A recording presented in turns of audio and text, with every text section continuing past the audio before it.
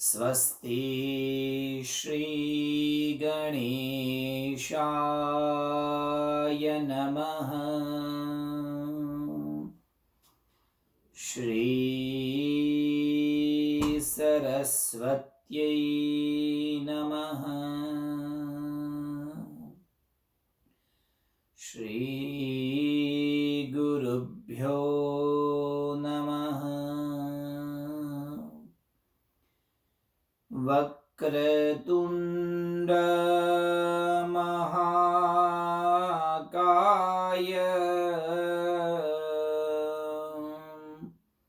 सूर्यकोटि समप्रभ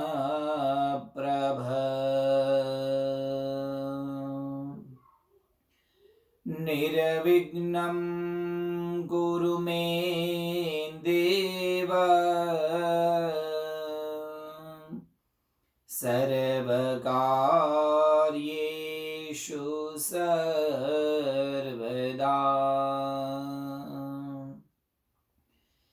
कृष्णाय वासुदेवाय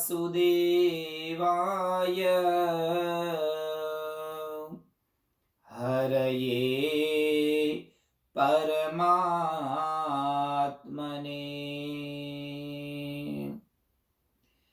प्रणतः क्लेशनाशाय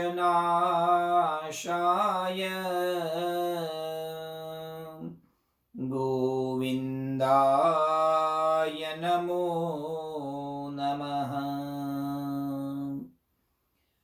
सर्वरूपमयी देवी सर्वं देवीमयं जगत्। अतोऽहं विश्वरूपां तां नमामि परमेश्वरीं।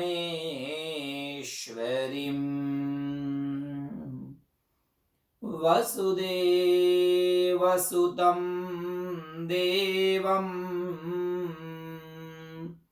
कंसचाणूरमर्दनम् देवकी परमानन्दम्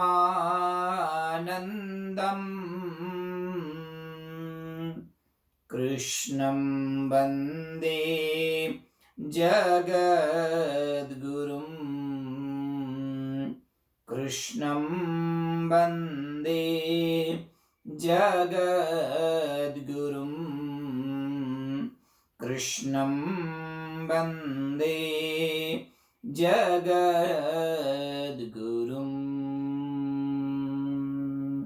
बोलिए गजानन गणपति महाराज की जय। आद्य शक्ति अम्बे मात की जय। बोलिए साचे दरबार की जय। कृष्ण कन्हैया लाल की जय। अपने अपने मात पिता गुरुदेव की जय। ओम नमः पार्वती पदये हर हर महादेव हर। परात्परमा भगवती आद्य शक्ति आब्रह्म कीट जननी भगवती राजराजेश्वरी त्रिगुणात्मिका जगदम्बा की पूर्ण कृपा से आयोजित इस परम दिव्य देवी भागवत के पावन सानिध्य में आप सभी श्रोता गणों के हृदय में विराजमान मां भगवती पराशक्ति को प्रणाम करते हुए आप सबको हृदय और भाव से प्रणाम, सबको वंदन एवं जय श्री कृष्ण। भगवती की कृपा से विगत 3 दिनों से आज चौथा दिन और हम मां भगवती की दिव्य लीलाओं के बारे में, मां भगवती की दिव्य शक्तियों के बारे में चर्चा कर रहे हैं, मां को समझने का और माँ के चरणों में हम सब की भक्ति हो, ऐसा एक प्रयास कर रहे हैं।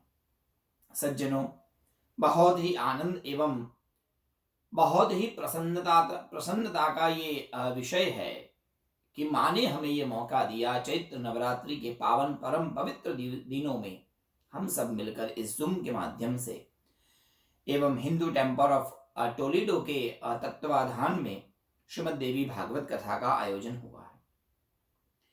परमात्मा की कृपा से कथा सबको बहुत अच्छी लग रही है। उसमें केवल और केवल माँ भगवती की कृपा है। बहुत सारे मैसेजेस भी आए मुझे मैसेंजर पर, फेसबुक पर और भी पर्सनल में कि बहुत आनंद आ रहा है। कल 2-3 लोगों ने कहा कि श्री चक्र के बारे में कुछ ज़्यादा बताइएगा, और कई लोगों के 2-3 प्रश्न भी थे कि भगवती का दीप कैसा होना चाहिए, किस दिशा में होना चाहिए, और दीप कहाँ रखना चाहिए। ऐसे कई प्रश्न थे, तो समय समय पर हम उस विषय में चिंतन भी करेंगे। ऐसे ही आपका प्रेम और ऐसे ही आपकी शुभकामनाएं मिलती रहे, यही माँ भगवती के चरणों में प्रार्थना है, और यही सब मेरी आप सबसे याचना भी है और अपेक्षा भी है। तो सज्जनों, अभी इतने दिनों में हमने माँ भगवती के विविध विधानों के बारे में समझने का एक प्रयास किया। ये पूरी देवी भागवत की कथा कई मुखों से गाई गई है और कई लोगों को सुनाई गई है। उसकी कई परंपरा है। हम जिस परंपरा की बात कर रहे थे वो है वेद व्यास जी और जन्मेजय की। वेद व्यास जी महाराज ये जन्मेजय को ये माँ भगवती आद्य शक्ति की और माँ भगवती आद्य शक्ति अम्बा की विविध कथा नकों के बारे में समझा रहे हैं। प्रश्न किया गया था जन्मेजय के द्वारा कि मेरे मन को शांत करने के लिए महाराज मैं क्या करूं, शांति का सर्वश्रेष्ठ उपाय बताइए। तब उन्होंने कहा कि मन के विचारों को शांत करने के लिए कर्म की एक श्रृंखला को समझो भाई। और वेदव्यास जी महाराज ने कर्म की एक श्रृंखला समझाई। ये पूरी दुनिया में जो कुछ है वो सब नियत है, और उस नियत करने वाली नियति अर्थात प्रकृति है। ब्रह्मा विष्णु महेश ये तीनों देवता भी जिसका गुणगान करते हुए नहीं थकते, वो माँ जगदम्बा ही प्रकृति का रूप है। और प्रकृति के अनेक रूप है जिसके बारे में हम कल सुन रहे थे। उन्हीं प्रकृति को समझते हुए, कर्म के सिद्धांत को समझते हुए, भाग्य के सिद्धांत को समझते हुए वेदव्यास जी महाराज ने एक उपाय दिया। आप अम्बा यज्ञ करो। अम्बा यज्ञ करोगे और माँ को समझोगे तो तुम्हारा मन शांत हो जाएगा और तुम्हें तुम्हारे मन को सांत्वना प्राप्त करने का एक मौका मिलेगा। इसलिए अम्बा यज्ञ कैसे करना चाहिए उस विषय में प्रश्न किया। उसके बाद में यज्ञ कितने प्रकार के हैं कल हमने सुना। 3 प्रकार के यज्ञ, सात्विक, राजस और तामस। यज्ञ में कौन कौन से विषय का ध्यान रखना चाहिए तो कल हमने सुना। देश अर्थात ये यज्ञ कहाँ हो रहा है, काल कौन से मुहूर्त में हो रहा है, द्रव्य कैसी वस्तु यज्ञ में हम प्रयोग करने वाले हैं, और मंत्र की शुद्धि के बारे में कल हमने समझा। यज्ञ कराने वाले ब्राह्मण के लक्षण कल हमने देखे, और यज्ञ करने वाले के मन में एक वस्तु होनी चाहिए और वो है श्रद्धा, जिसके बारे में कल हमने सुना। तो 6 तत्व बताए गए, देश, काल, द्रव्य, मंत्र, ब्राह्मण और श्रद्धा, ये सब सात्विकी होना चाहिए। ये सब सात्विक होना चाहिए। यज्ञ की शुद्धि के बारे में बताया। उसके बाद में नवरात्रि के बारे में कल थोड़ा कुछ हमने सुना और समझा। 4 प्रकार की नवरात्रि, विशेष चर्चा आगे भी हम करेंगे। उसके बाद में भगवती के विविध मंत्रों के बारे में सुना और बाद में भगवती की महिमा के बारे में एक प्रश्न किया गया। जन्मेजय ने कहा, भगवान हे वेदव्यास जी, आप तो भगवती की महिमा के बारे में जानते हैं, आप कृपा करके बताइए ये देवी की महिमा क्या है। महिमा अर्थात उसका महत्व क्या है, उनका वास्तविक रूप क्या है। तब वेदव्यास जी महाराज ने बताया कि मां भगवती की महिमा तो अकल्पनीय है, ये बुद्धि गम्य नहीं है, केवल श्रद्धा से मां को मानना चाहिए। अगम्य और अकल्पनीय मां भगवती की महिमा के बारे में बता रहे थे। उसी विषय की चर्चा में हमने वैष्णव देवी की कल बातें सुनी, और आद्य शक्ति अम्बा जो गुजरात में मां भगवती का शक्तिपीठ है उसके बारे में कल हमने सुना। मेरा आप सबसे एक ही निवेदन है, तर्क बुद्धि से जब मां भगवती के तत्व को समझने का प्रयास करेंगे नहीं समझ पाएंगे। अपितु यदि श्रद्धा से, भाव से जब तन निमित्त तद्रूप बनकर और मां भगवती के चरणों में एकाकार वृत्ति करके जब मां को समझने का प्रयास करेंगे तो मां सरलता से समझ में आ जाएगी। मां का चरित्र बड़ा ही कठिन भी है और बड़ा सरल भी है। हमारे गुरुजी कहा करते थे, तर्क बुद्धि से मां भगवती के पास जाओगे तो कुछ नहीं पाओगे, मगर श्रद्धा का दीप लेकर जाओगे तो मां भगवती आपको न्याल कर देगी। इसलिए तर्को नावलंब्य ऐसा भी कहा गया है। ये तर्क का विषय नहीं है। हाँ, वो बात अलग है कि कई चीजों को हमें तर्क से देखना चाहिए, ठीक है, परंतु भगवती का चरित्र तर्कयुक्त नहीं है।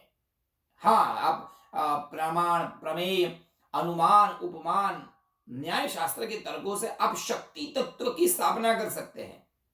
शक्ति तत्व वो क्या है? अनिर्वचनीय शक्ति तत्व है। प्रमाण और उसके द्वारा आप ब्रह्म और शक्ति के ऊपर शास्त्रार्थ कर सकते हैं, परंतु उसके कृपा के लिए, उसके रूप के लिए, उनके दर्शन के लिए तर्क नहीं चाहिए। वहां केवल और केवल श्रद्धा का विषय है और वो श्रद्धा ही चाहिए। और जब श्रद्धा से हम सुनते हैं तो वो वास्तविकता का हमें ज्ञान होता है। और वैसे भी देखा जाए तो हिंदू धर्म के कई ऐसी तत्व है जहां हमारी बुद्धि का तर्क काम नहीं आता। सज्जनों, ये मेरा अनुभव है, मैं आपसे बताना चाहता हूं।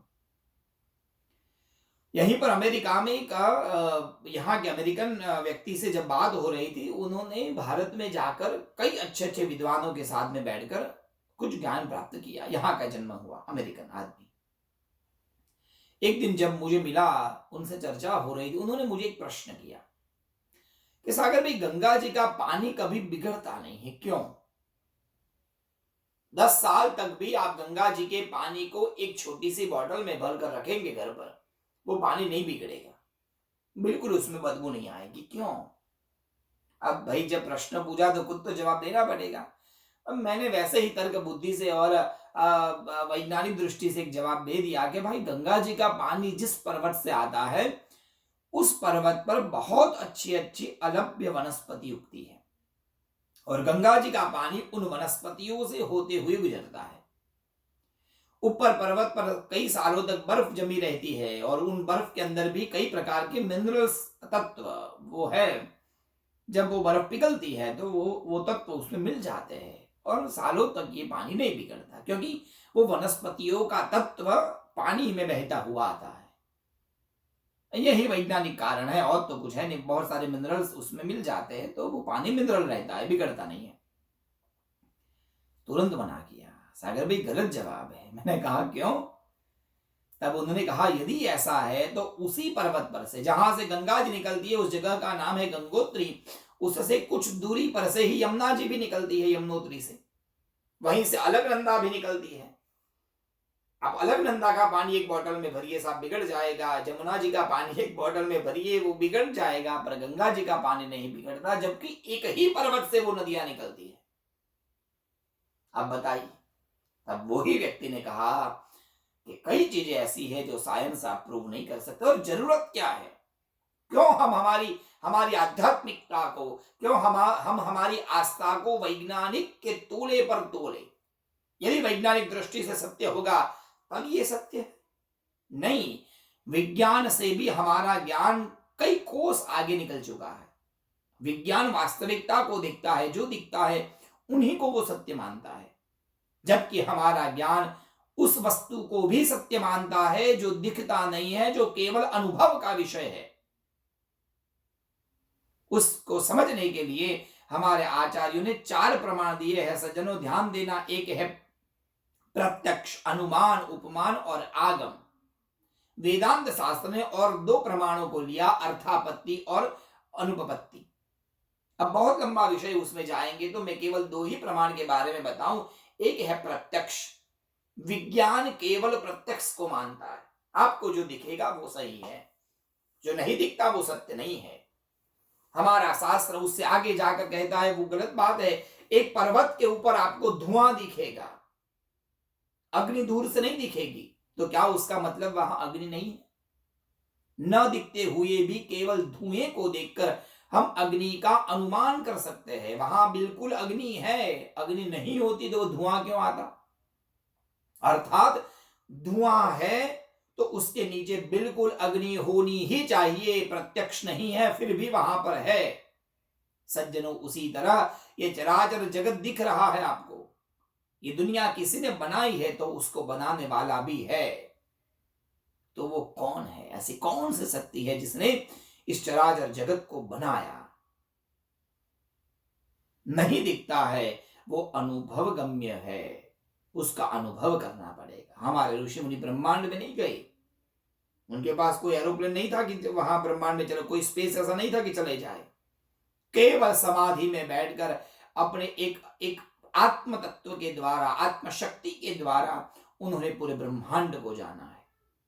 यहां तक छोड़िए, हमारे शास्त्रों में लिखा है समुद्र कितना बड़ा है, कितना योजन लंबा है, कितने द्वीप है, कौन सा द्वीप कितना बड़ा है, कितने ग्रह है, कौन सा ग्रह कितना बड़ा है, बहुत कुछ लिख दिया है। अनागत और अतीत को जानते थे हमारे ऋषि मुनि।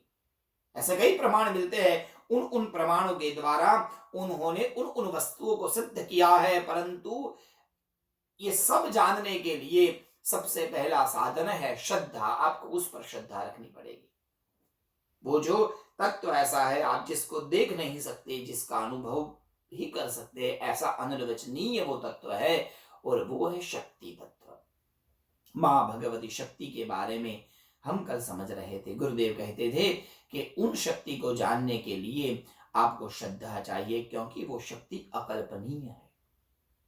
वो यदि शक्ति चाहेगी तब ही आप उसको जान पाएंगे। उसको जानने के लिए उनकी कृपा चाहिए, बिना उनकी कृपा हम उनको नहीं जान सकते, क्योंकि मां का लक्षण बताए वो अकल्पनीय है, बुद्धि से वो अगम्य है, बुद्धि से हम उनकी तुलना नहीं कर सकते। ऐसे कई लक्षणों के द्वारा वेद व्यास जी महाराज ने जन्मेजय को मां भगवती के महिमा के बारे में बताया। कितना सुंदर श्लोक है, ध्यान दीजिएगा। किं वर्णयाम तव रूपमचिन्त्य मेतत् किंचाति वीर्यमसुरक्षयकारी भूरि। किं वर्णयामि तव रूपम अचिन्त्य मेतत्। हे मां, मैं आपके उस रूप का क्या वर्णन करूं जो अचिंत्य है, मैं उसका चिंतन नहीं कर सकता, क्योंकि अद्भुत मां आपका रूप है। जब जब हमारे ऋषि मुनि उन रूपों की साधना करने बैठते थे, केवल मां के निर्गुण तत्व का ध्यान करते थे, और निर्गुण तत्व का ध्यान करते करते जब मां भगवती की कृपा, शारदा की कृपा, सरस्वती की कृपा उन ऋषियों पर होती थी, तो मां भगवती निर्गुण जगदम्बा साकार रूप में परिणत हो जाती थी, और साकार रूप में उनका दर्शन ऋषि मुनि करते थे। और जब उनको वो साकार रूप का दर्शन होता था तो उन साकार रूप को देखकर शब्दमय काव्य रूप श्लोकों के द्वारा मां का वर्णन करने लगते थे। इसलिए चंडी पाठ में अलग अलग श्लोकों में मां भगवती के विविध रूपों का वर्णन है। ये उन्होंने अपनी साधना के द्वारा उन रूपों को देखा है। कितने रूप गिनाओ में वेदव्यास जी कह रहे हैं जन्मेजय, असंख्य रूप है मां के। मां जगदम्बा का ये ऐलान है, यदा तदावतीर्याहम करिष्याम्यति संशयम्। जब जब इस दुनिया में जितने जितने असुर आएंगे उन असुरों का विनाश करने के लिए मैं अवतार धारण करूंगी। निर्गुण पराम्बा, निर्गुण शक्ति ने समय समय पर एक नहीं अनेक अवतार धारण किए हैं। महिषासुर को मारने के लिए मां भगवती जगदम्बा पार्वती ने एक अद्भुत रूप लिया, और वो था दुर्गा का। रक्त बीज को मारने के लिए भगवती महालक्ष्मी ने रक्त बीजाशनी की रूप लिया। मधु कैटभ को मारने के लिए मां भगवती सरस्वती ने निद्रा के रूप में और शक्ति के रूप में मधु कैटभ के मन को विचलित किया, मोहित कर दिया, और उनका वध नारायण के द्वारा करवाया। ये 3 चरित्र प्रमुख चरित्र है हमारे यहाँ। उसके सिवा भी भगवती ने अनेक रूप लिए हैं। जयंती, मंगलाकाली, भद्रकाली, कपालिनी, दुर्गा, क्षमा, शिवा, धात्री, स्वाहा, स्वधा, ये सब मां के रूप है। जिस दिशा में देवी को देखा जाएगा उन उन दिशाओं में देवी के एक एक रूप है और एक एक रूप के ऊपर एक एक कथा है। बोलिए जय श्री कृष्ण।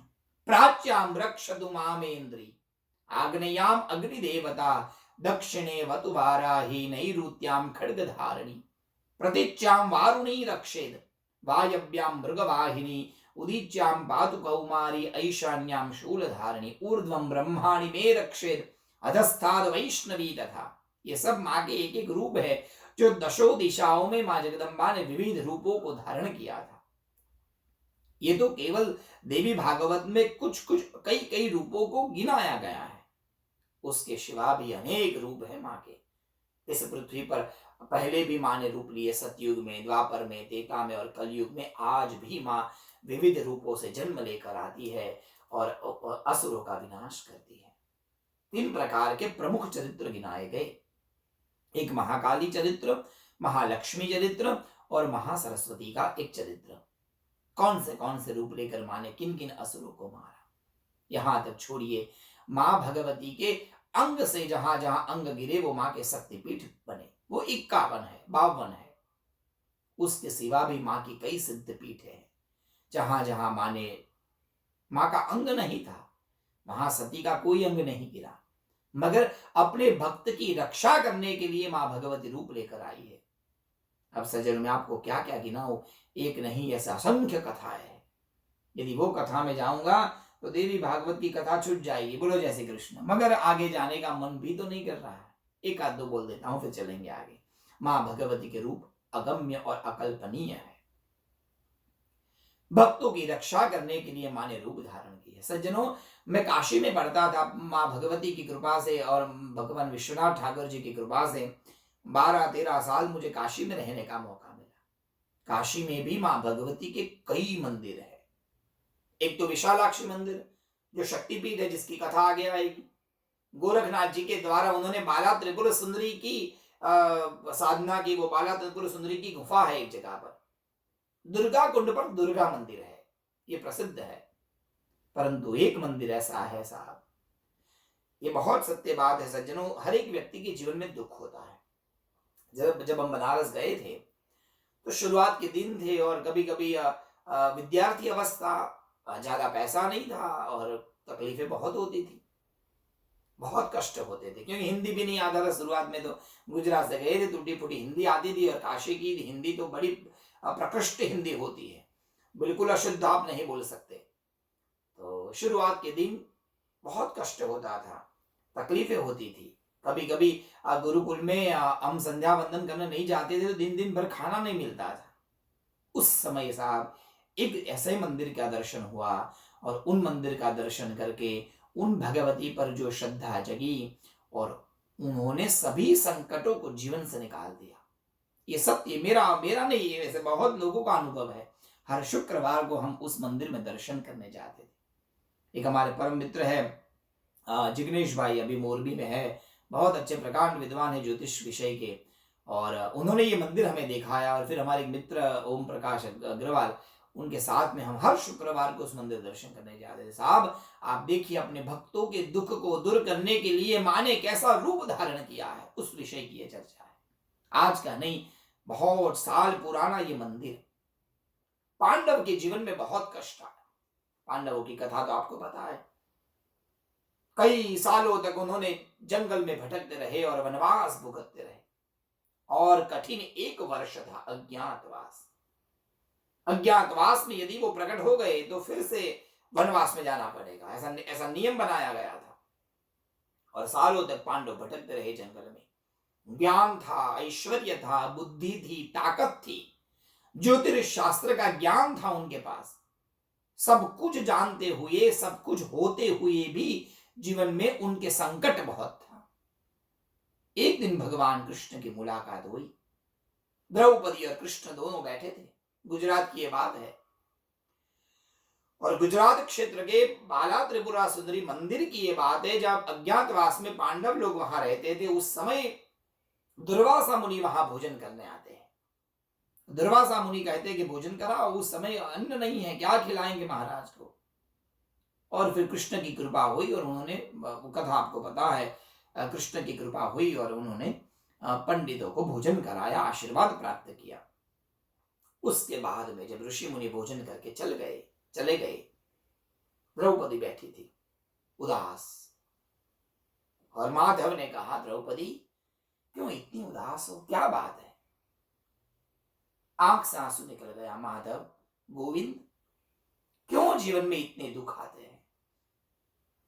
स्वयं परमात्मा साथ है गोविंद, आप परमात्मा हो, आप हमारे साथ रहते हैं, इतना प्रेम हम आपका पाते हैं, आपके चरणों पर हमको दृढ़ आश्रय, दृढ़ विश्वास है कृष्ण, फिर भी जीवन में इतने कष्ट क्यों है?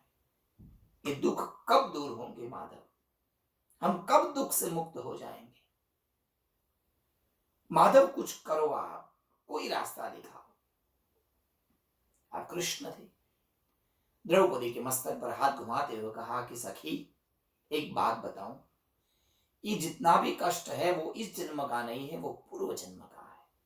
पांडवों ने, कौरवों ने, ये जो भी सुख दुख है वो इस जन्म का नहीं होता है सखी। ये कृतम कर्म, ये किया हुआ कर्म है, उस तत्त कर्म को हमको भुगतना पड़ता है। तब द्रौपदी ने कहा, माधव, आप मेरे प्रश्न का उत्तर दीजिए, कोई तो रास्ता होगा ना उससे संकट को दूर करने के लिए। कब तक हम ये संकट सहन करेंगे? कभी तो जीवन में हमको शक्ति चाहिए, अब कब हम हमारे संकट दूर होंगे? तब माधव ने कहा कि द्रौपदी, एक काम करो, संकट को दूर करना है तो देवी संकटा की उपासना करो, मां भगवती आद्य शक्ति की उपासना करो, वो भव के दुख को दूर करके आपको शक्ति प्रदान करेगी। कहां करूं? तब माधव ने कहा, काशी चले जाओ, काशी में जाकर आप नवरात्रि का अनुष्ठान करो। काशी में जाकर जब नवरात्रि आप करेंगे तो वो विशालाक्षी देवी की शक्तिपीठ है, वो साधना पीठ है, मां अन्नपूर्णा का वो घर है। और जब कोई भी व्यक्ति अनुष्ठान उन व्यक्ति के घर में जाकर करता है तो उसके हजार नहीं करोड़ों गुना फल मिल जाता है। एक काम करो पांडव, आप लोग काशी चले जाओ, क्योंकि वो अन्नपूर्णा का घर है, और माँ के घर में जाकर माँ की आराधना करेंगे आप, माँ बहुत खुश हो जाएगी, जीवन के सभी कष्ट दूर हो जाएंगे। ठीक है। सभी पांडव और द्रौपदी अज्ञातवास के दौरान वहां से धीरे धीरे काशी की ओर निकले। समय आने पर काशी पहुंच गए। नवरात्रि के दिन आए। अब नवरात्रि में मां जगदम्बा की पूजा करनी है। सज्जनों, ध्यान दीजिएगा, नवरात्रि की दुर्गा पूजा का अनुष्ठान लेना था द्रौपदी को। और नियम तो ऐसा होता है कि वेश्या के घर से मिट्टी लाकर मां की मूर्ति बनानी पड़ती है। और काशी की ये सब बहुत प्रसिद्धि है। रांड सांड सीढ़ी सन्यासी उनसे बचे सो सेवे काशी। काशी में वेश्या भी बहुत प्रकांड विद्वान होती है, संस्कृत की ज्ञाता होती है। आज भी संगीत में कई घराने चलते हैं वहां के। काशी पहुंच गए, मिट्टी लानी थी और सोचा कि थोड़ी सी मिट्टी लेकर मां दुर्गा की मूर्ति बनाए और बाद में हम पूजा करें। द्रौपदी ने पांडवों को कहा कि जाओ भीम, कहीं से अच्छी मिट्टी लेकर आओ, मैं मां दुर्गा की मूर्ति बनाती हूँ और पूजन करती हूँ। मिट्टी लेने गए, परंतु वहां उधर उधर से कहीं से किसी के वहां से मिट्टी नहीं प्राप्त हुई। द्रौपदी ने कहा, कोई बात नहीं, हम जहाँ गंगा जी के तट पर बैठे हैं वहीं पर खड्डा करो और खड्डे में से अंदर से अच्छी मिट्टी लेकर मां की मूर्ति बनाएंगे। और धीरे धीरे भीम खड्डा करने लगे। खड्डा करते करते अचानक भीम की उंगली कहां फंसी, कुछ पत्थर जैसा अनुभव हुआ। और जब ठीक से देखने गए तो अंदर से मां भगवती की दिव्य मूर्ति निकली। बहुत खुशी हुई, विश्वास आ गया कि मानो न मानो ये भगवती की कृपा है। और तुरंत अंदर से मूर्ति निकाली। अद्भुत रूप था मां की मूर्ति का। सुंदर मृग, एक तरफ मृग है, एक तरफ सिंह पर बैठी हुई, और अनेक मां के हाथ है, सुंदर उनके नेत्र है, ऐसे सुंदर मूर्ति प्राप्त हुई। पर ये कौन सी देवी है ये पता नहीं है पांडवों को। द्रौपदी को पूछा कि मूर्ति तो मिली, परंतु मूर्ति को गंगा जल से पवित्र किया, स्नान कराया, अब स्थापना करनी थी, अनुष्ठान के लिए स्थापित करना था मूर्ति को, पर कौन से नाम से देवी को स्थापित करे। द्रौपदी के सामने देखा, द्रौपदी ये कौन सी मूर्ति है, कौन से देवी को कौन सा नाम देंगे। तुरंत माधव की बात याद, गोविंद ने कहा था कि संकट दूर करना है तो काशी जाओ। इसलिए द्रौपदी ने कहा, पांडव, ये देवी जो भी हो, परंतु हमारे संकट को दूर करने आई है, इसलिए इस मां जगदम्बा का नाम होगा संकटा देवी, संकटहारिणी मां भगवती संकटा, और संकटा देवी की स्थापना की पांडवों ने, पूजन का आरंभ किया। 5 पांडव, सामने एक बरगद का पेड़ था, आज भी वो बरगद का पेड़ है सज्जनों। कभी काशी जाइए तो जरूर संकटा देवी का दर्शन करिए, आज भी वो मंदिर है वहां पर। संकटा देवी के वहां आगे बरगद का पेड़, 5 पांडव एक पैर पर खड़े हो गए और हाथ में माला लेकर शक्ति बीज का जप शुरू कर दिया, साधना शुरू। 1 दिन, 2 दिन, 3 दिन, 4 दिन, 5, 6, 7, 8वां दिन अष्टमी का लगातार रात दिन बैठकर एक पैर पर खड़े खड़े पांडव जप कर रहे। अष्टमी का दिन था। द्रौपदी ने कहा, मेरे पति पांडव उपवास में है, कुछ खाते नहीं है, मैं भी नहीं खा सकती। द्रौपदी ने भी उपवास किया था और अष्टमी का दिन था, लाओ मैं क्या करूं बैठे बैठे। इसलिए उन्होंने सोचा, लाओ मैं दुर्गा की मूर्ति का श्रृंगार करती हूं। और छोटी सी चुन्नी थी वो लेके आई, कुमकुम लेकर आई, पुष्प लेकर आई, पुष्प की सुंदर माला बनाई और माला लेकर आज अष्टमी के दिन द्रौपदी ने संकटा देवी का श्रृंगार किया। और जैसे ही चुन्नी उड़ाई, माला पहनाई, तिलक किया कुमकुम का सुंदर, और मां भगवती प्रसन्न हुई। मांगो पुत्री, तुझे तुम्हें क्या चाहिए, मैं प्रसन्न हूं। द्रौपदी ने कहा, पांडवों ने इतने दिन तपस्या की, आप नहीं आए और आज एक दिन में आ गए। तब संकटहारिणी मां संकटा ने कहा कि पुत्री, मां भगवती श्रृंगार प्रिय होती है, मुझे श्रृंगार अत्यंत प्रिय है। आज भी सज्जनों संकटा देवी के मंदिर में श्रृंगार कराने का बड़ा महत्व है। जब किसी का कोई कार्य नहीं होता तो व्यक्ति मां के श्रृंगार की मन्नत रखता है, मेरा इतना कार्य हो जाएगा तो मां भगवती में आपके पुष्प का अलग अलग श्रृंगार कर। आज भी वहां श्रृंगार का दिव्य महत्व है। श्रृंगार किया और मां भगवती प्रसन्न हुई और मां भगवती ने पांडवों को विजयी भव का आशीर्वाद दे दिया। द्रौपदी ने कहा, मां आपने विजय का आशीर्वाद तो दिया है, पर कैसे होगा सब कुछ? चिंता मत करो, प्रकृति ऐसा निर्माण करेगी, स्वयं नियति आपको विजय की ओर ले जाएगी। विश्वास रखो, समय आने पर लोगों की बुद्धि परिभ्रमित हो जाएगी। आपसे ज्यादा अतुलनीय बल होगा सामने वाले की सैन्य में। पांडवों से भी ज्यादा मजबूत होंगे कौरव, पर नियति उनको ऐसे रास्ते पर ले जाएगी, वो लोग निर्णय नहीं कर पाएंगे। और विजय का आशीर्वाद मैंने आपको दिया है, विजय आपकी होगी। मां भगवती ने पांडवों को विजय का आशीर्वाद दिया। कहने का तात्पर्य सज्जनों, ये संकटहारिणी मां संकटा, अब देखिए सब अकल्पनीय बात है। कौन कल्पना कर सकता है कि भाई जमीन से मूर्ति निकलना और फिर उसकी पूजा होना, ये सब अकल्पनीय बात है। छोड़िए साहब ये सब बातें तो शास्त्र की बात मैं आपको बता रहा हूं, महाभारत की, वो तो पुरानी बात है। एक क्षण के लिए विचार करें, आज का क्या, आज की भी बात ऐसी है सज्जनों। और कहीं जाने की जरूरत नहीं है, बॉम्बे चले जाइए। बॉम्बे का महालक्ष्मी मंदिर कितना अद्भुत दिव्य स्थान है। आज भी बॉम्बे पर महालक्ष्मी की कृपा है। अभी तो खैर जमाना बदल गया, कुछ समय पहले लोग गांव-गांव से कमाने के लिए बॉम्बे जाते थे, क्योंकि लोगों को पता होता था बॉम्बे में पैसा मिलेगा। पर ये बॉम्बे में पैसा आता कहां से था? क्योंकि बॉम्बे के ऊपर, मुंबई के ऊपर भगवती महालक्ष्मी की कृपा थी। आज भी मुंबई का महालक्ष्मी मंदिर विश्व प्रसिद्ध है। 2 मंदिर ने मुंबई के जीवन को, मुंबई के भाग्य को बदल दिया है। 2 मंदिर, उसमें से एक मंदिर महालक्ष्मी का है और एक मंदिर सिद्धिविनायक का है। ये 2 मंदिर दुनिया के पावरफुल मंदिर है। सिद्धिविनायक का मंदिर तो बात छोड़िए, सबसे पावरफुल मंदिर माना जाता है। ऐसा मैं नहीं कहता, बोलो जय श्री कृष्ण।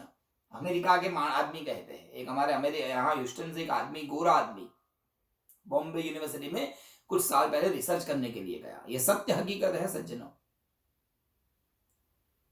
रिसर्च करने के लिए गया वहां मुंबई, और रिसर्च करते करते उनको फोटो खींचने का शौक था। कैमरा लेकर बाहर इधर उधर घूम रहा था। घूमते घूमते दादर पहुंच गया। अब दादर में जहां सिद्धिविनायक का मंदिर है, बहुत लंबी लाइन लगी थी। इतनी लंबी लाइन में सब खड़े थे, कोई किसी को धक्का मार रहा है, सब भूखे हैं, चप्पल नहीं पहनी है, पसीने से लथपथ, और बड़े ही विकट दशा में लोग खड़े थे। भाई ने इंटरव्यू लिया लोगों का, क्यों खड़े हो? लोगों ने कहा दर्शन करने के लिए। अंदर गया भाई, गोरा आदमी अंदर गया, अमेरिकन आदमी अंदर गया, मंदिर में जाकर दर्शन किया, घर आया। घर आने के बाद में उसने एक आर्टिकल लिखा, एक रिसर्च पेपर लिखा। और पहली लाइन लिखी थी साहब, जो बुरी लगे ऐसी बात, पहली ही लाइन में लिखा था, Indian people are so crazy, सब पागल है, पागलों की तरह लाइन में खड़े रहते हैं, चप्पल नहीं पहने, एक दूसरे को धक्का मारते हैं, भूखे हैं और गुस्सा करते हैं, पसीने की बदबू आ रही है, और वो सब पागल लोग 10-10 घंटा लाइन में खड़े रहते हैं। क्यों? मैंने पूछा तो उन्होंने कहा दर्शन के लिए। And they are doing darshan only 1 second, when they enter to temple people push up them, they come out. 1 second के लिए, 10 घंटे के लिए, 8 घंटे के लिए, पूरी रात तक खड़े रहते हैं। गजब है ये आदमी। पर साहब अंतिम पैराग्राफ में उसने लिखा कि I saw there when they entered to temple, they are in trouble. But after 1 second, when they came out, they are so happy. Something is there. A lots of power is there. मैंने देखा कि जब आदमी बाहर से अंदर जाता है तो बड़ी परेशानी में है, पर जब एक बार अंदर घुसता है और सिद्धि विनायक की उस छोटी सी मूर्त को देख लेता है साहब, उसकी पूरी थकान उतर जाती है, मन शांत हो जाता है।